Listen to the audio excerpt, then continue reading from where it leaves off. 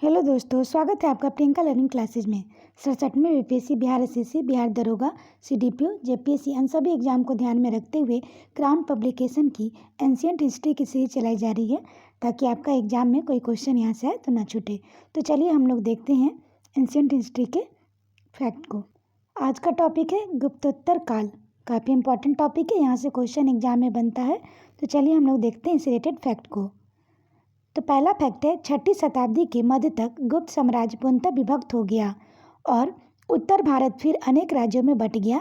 इनमें निम्नलिखित प्रमुख शक्तियों का प्रादुर्भाव हुआ। पहला, वल्लभी में मैत्रक वंश। दूसरा, पंजाब में हुनों का शासन।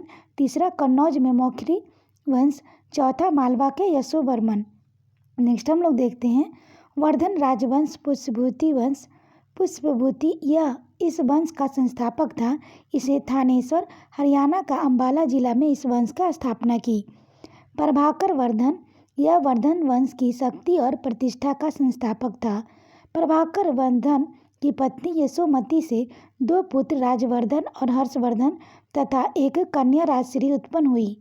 नेक्स्ट है, राजश्री का विवाह कन्नौज के मौखरी नरेश ग्रहवर्मन से हुआ। राजवर्धन अपने पिता की मृत्यु के बाद राजवर्धन गद्दी पर बैठा। इसी समय मालवा नरेश देवगुप्त ने ग्रहवर्मन की हत्या कर राजश्री को कैद कर लिया। नेक्स्ट फैक्ट है, राजवर्धन ने देवगुप्त को पराजित कर दिया, लेकिन देवगुप्त के मित्र गौर शासक शशांक ने धोखे से राजवर्धन की हत्या कर दी। नेक्स्ट है, हर्षवर्धन 606 से 647 ईस्वी। इससे रिलेटेड फैक्ट हम लोग देखें।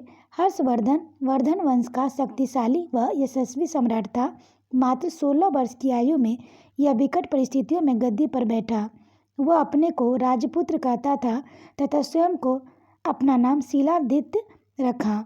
नेक्स्ट है, हर्ष ने अपने आचार्य दिवाकर मित्र की सहायता से राजश्री की खोज निकाला। नेक्स्ट है, हर्ष ने कन्नौज को राजधानी बनाया, जहां उसने चारों ओर अपना प्रभुत्व फैलाया। नेक्स्ट है, हर्ष की पूर्वी भारत में गौड़ देश के शैव राजा शशांक से मुकाबला करना पड़ा। 619 ईस्वी में शशांक की मृत्यु हुई, तब यह शत्रुता समाप्त हुई। नेक्स्ट हम लोग देखते हैं, दक्षिण की ओर हर्ष के अभियान को नर्मदा के किनारे चालुक्य वंश के राजा पुलकेशिन द्वितीय ने रोका और हर्ष को पराजित किया। नेक्स्ट है, हर्ष के समकालीन शासक, जिसमें पहला है भास्कर वर्मा। यह कामरूप का शासक था। भास्कर वर्मा बर्मन वंश का शासक था। नेक्स्ट है, पुलकेशिन द्वितीय, यह चालुक्य वंश का शासक था।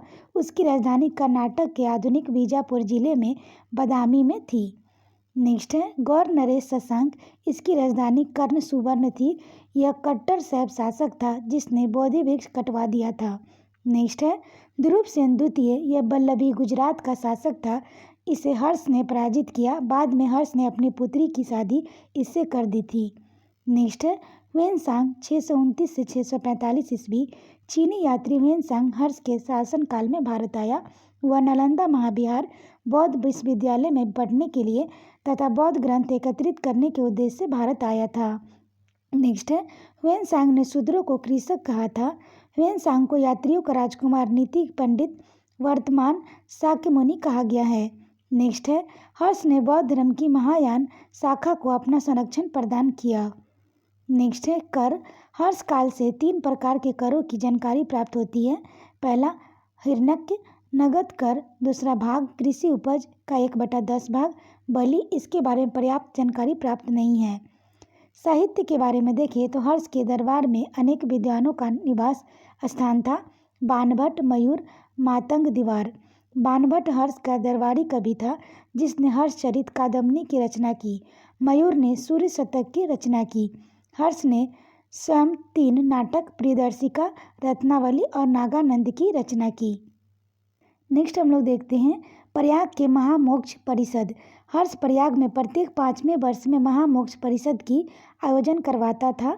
इसने प्रथम दिन बुध की, दूसरे दिन सूर्य की, तीसरे दिन शिव की पूजा की जाती थी तथा चौथे दिन दान दिया जाता था। ह्वेनसांग 6ठे परिषद में सम्मिलित हुआ था। नेक्स्ट है प्रशासन। हर्ष को भारत का अंतिम हिंदू सम्राट कहा गया है, लेकिन ना तो वह कट्टर था ना ही पूरे देश का शासक। उसका राज कश्मीर को छोड़कर उत्तर भारत तक सीमित था। नेक्स्ट है महत्वपूर्ण शताब्दी महाराज या महासामंत हर्ष के अधीनस्थ शासन सचिव या आमंत भुक्ति मंत्री परिषद के मंत्री प्रांत। नेक्स्ट हम लोग देखते हैं उपरिक राष्ट्रीय ग्रंथीय भुक्ति प्रशासक ग्रामाछापटलिक यह ग्राम शासन का प्रधान है। चाट या भाट पुलिसकर्मी दंड पासिक पुलिस विभाग का डांडिक अधिकारी बृहदेश्वर अश्व सेना के अधिकारी बलाधिकृत पैदल सेना का अधिकारी नालंदा महाविहार हर्ष के समय नालंदा महाविहार जिसकी स्थापना गुप्त शासक कुमारगुप्त प्रथम ने करवाई महायान बौद्ध की शिक्षा का प्रमुख केंद्र था। हर्ष के समय यहाँ के कुलपति आचार्य शीलभद्र थे। नेक्स्ट है हर्षचरित के अनुसार कुछ महत्वपूर्ण अधिकारी सिंहनाद मुख्य सेनापति अवंती शांति एवं युद्ध का मंत्री अस्कंदगुप्त हाथी गज सेना का मुख्य अधिकारी कुतल अश्व सेना का प्रधान अधिकारी। नेक्स्ट हम लोग देखते हैं दक्षिण भारत का इतिहास जिसमें पहला है महापाषाणिक मेगालिथिक पृष्ठभूमि। प्रायद्वीपीय भारत के उच्च भागों में वे लोग बसते थे जहां महापाषाण निर्माता मेगालिथिक बिल्डर कहलाते थे। उनका पता जिनकी कब्रों से चलता है वह महापाषाण कहलाती है। नेक्स्ट है इन कब्रों को महापाषाण इसलिए कहते हैं कि इन्हें बड़े बड़े पत्थरों के टुकड़ों से घेर दिया जाता था। नेक्स्ट है इन कब्रों में दफनाए गए लोगों के न केवल अस्थि पंजर ही बल्कि मृदभांड और लोहे की वस्तुएं भी मिलती हैं जिसमें काला व लाल मृदभांड अधिक प्रचलित है। नेक्स्ट है पल्लव वंश इक्ष्वाकियों के अपदस्थ कर उनकी जगह पर पल्लव आए।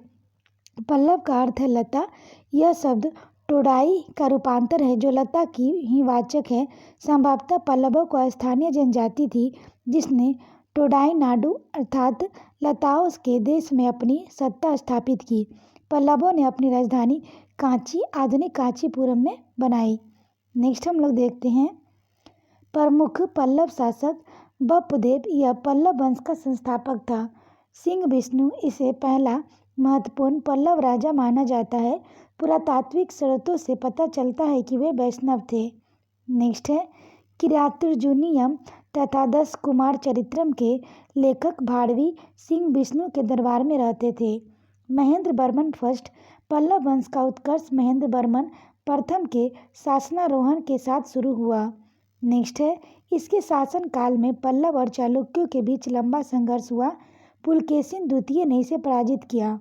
नेक्स्ट है महेंद्र बर्मन प्रथम ने मतविलास प्रहसन की रचना की।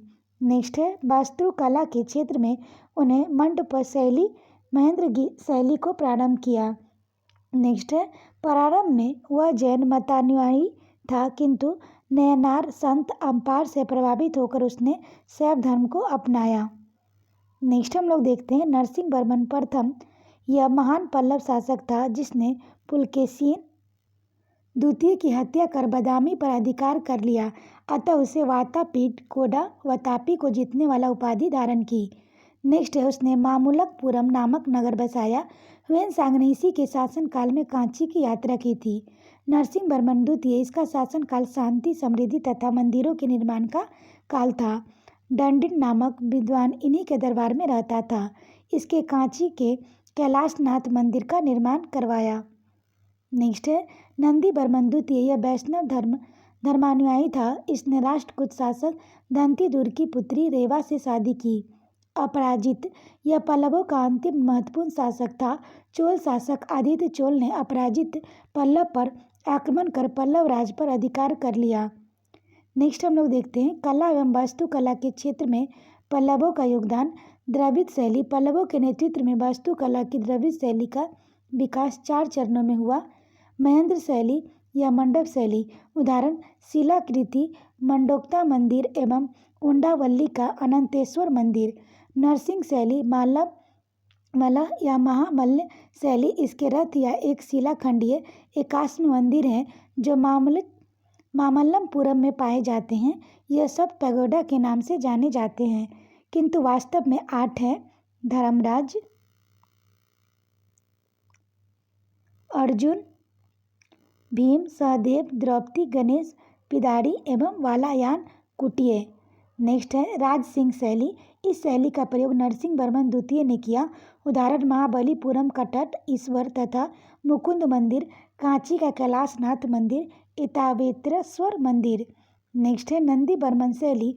नंदी बर्मन द्वितीय ने कांची के मुक्तेश्वर मंदिर, बैकुंठ पेरुमल मंदिर तथा मांगतेश्वर मंदिर, ओरगाडम चीगलपुट के निकट का वाल्डमालेश्वर मंदिर एवं गुडकमल्लम रेणुगुंटा के निकट का परशुरामेश्वर मंदिर का निर्माण करवाया। नेक्स्ट है संगम साहित्य। तमिल कवियों का एक संगम मदुरै में राजकीय संरक्षण में फला फूला। इसमें 9,990 वर्षों में लंबे अंतराल पर 3 संगम आयोजित हुए, जिनमें 8,598 कवियों ने भाग लिया। इसके प्रमुख संरक्षक 197 पांड्य राजा थे। प्रमुख तमिल साहित्य। संगम साहित्य में तमिल ग्रंथ तोल्कापिल्यम, एतुचोई, 8 काव्य संग्रह, पाटुपत्तु, 10 ग्राम काव्य, पादिनेनी किलकुन्नौ, 18 लघु काव्य और 3 महाकाव्य आते हैं। तोल्कापियम, इसकी रचना तोल्कापियम ने की थी। यह तमिल व्याकरण है।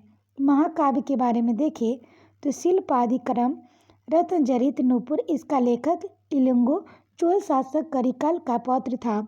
मणि मैकेले, इसकी रचना कवि संतनार ने की थी। शिव गद्दी सीधामणि, तुरंतकृवे देवर। अब हम लोग संगम के बारे में देखें तो प्रथम संगम मदुरा अगस्त ऋषि के अध्यक्ष में प्रमुख प्रकाशित ग्रंथ है परिपाडल, मधुरनौर, अकंतियम, कलियारी वरे आदि काव्य ग्रंथों का प्रकाशन। द्वितीय संगम कपाटपुरम अलवे अगस्त ऋषि अध्यक्ष तोल्कापियर। इसके प्रकाशित ग्रंथ है अगस्तियम, कलि, वाल्कमाले या कुरुत। तृतीय संगम उत्तरी मधुरा नकीरक महाकवि नेत्रुवथम वरी परिपालक और नेत्रीने थे। नेक्स्ट हम लोग देखते हैं संगम साहित्य में तमिल प्रदेश के 3 राज्यों चोल, चेर और पांड्य का विवरण प्राप्त होता है। इंपॉर्टेंट फैक्ट है, ध्यान रखेंगे। चोल राज्य पन्नार तथा दक्षिणी चेल्लार वेल्लास के पास मध्य स्थित था। कराईकल इनका सबसे प्रतापी राजा था। करिकाल पुहार पतन का निर्माण इसी के समय हुआ था। चेरों का राज्य आधुनिक केरल राज्य में स्थित था। सेनगुटुवन का इसका प्रमुख राजा था। इसने आदि राज्य की उपाधि ग्रहण की। पांड्य राज्य कावेरी के दक्षिण में स्थित था। इसकी राजधानी मदुरा थी। पांड्य राजाओं ने नेडुजिरिलियन सबसे शक्तिशाली था। नेक्स्ट हम लोग देखते हैं चालुक्य वंश। बादामी वातापी के चालुक्य। जय सिंह वातापी के चालुक्य वंश का संस्थापक था। जय सिंह कदम्बों के अधीन शासक था। पुलकेशिन प्रथम। बादामी के चालुक्यों का उत्कर्षण पुलकेशिन प्रथम के समय हुआ।